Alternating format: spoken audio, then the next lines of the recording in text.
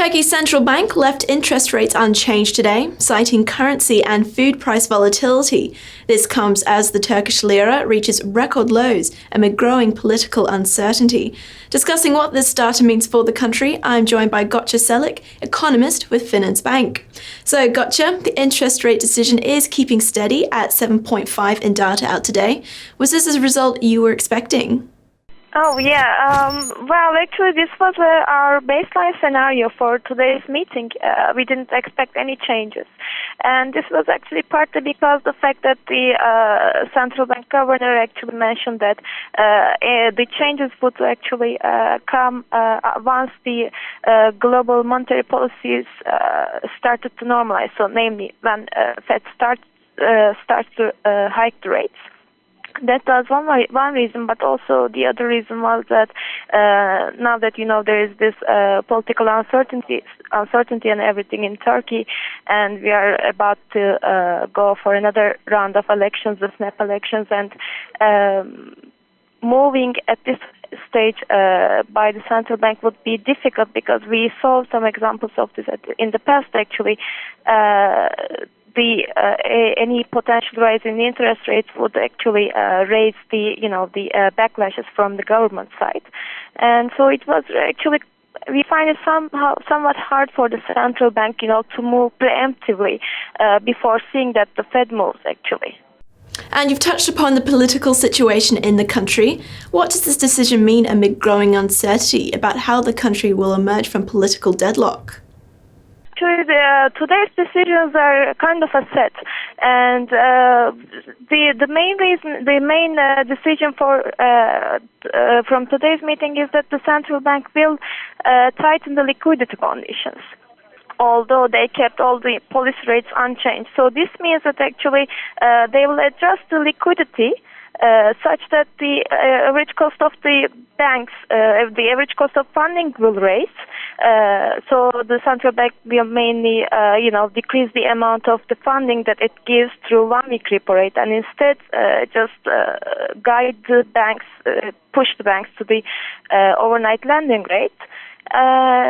And this will increase the average funding rate of cost of the banks. But to be honest, I don't think that this decision will curb the depreciation pressures on the currency, because mainly the cost of shorting Turkish lira is set by the overnight lending rate of central bank, and this was kept unchanged. So I don't think that actually the pressures on the currency will diminish going forward, and especially given that the uncertainty is about to raise even further going forward.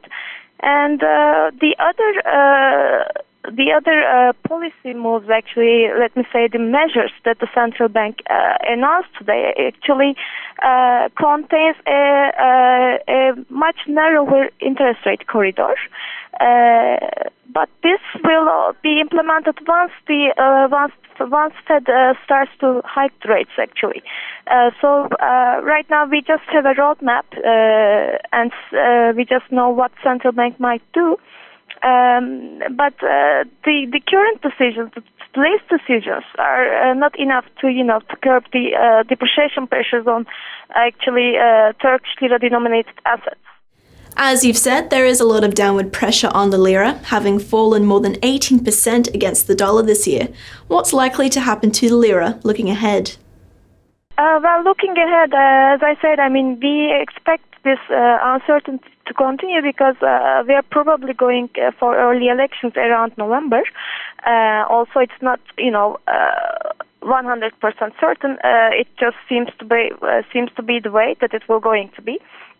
And so during this period ahead, the political pressures will remain, and also we will be probably observing the Fed raising interest rates. It will probably be before the end of this year. So this will also put some extra pressure on Turkey, along with all the emerging markets, of course. And these are the reasons, actually. These are the reasons or the factors that actually increases Turkey's risk premium. And unless the monetary policy conditions turn, more tighter to compensate for this risk, we see the depreciation pressure on the currency continue. And the proper way to do this, in my view, would be to increase the interest rates, to increase the whole interest rate corridor, rather than just making some adjustments within the corridor, but keeping the upper bound as where it is. It should be raised so that the interest rate actually compensates for this rising risk premium of Turkey. Well, that's the latest economic news coming out of Turkey. For more insight and analysis like this, make sure you're clicking back to Dukascopy TV.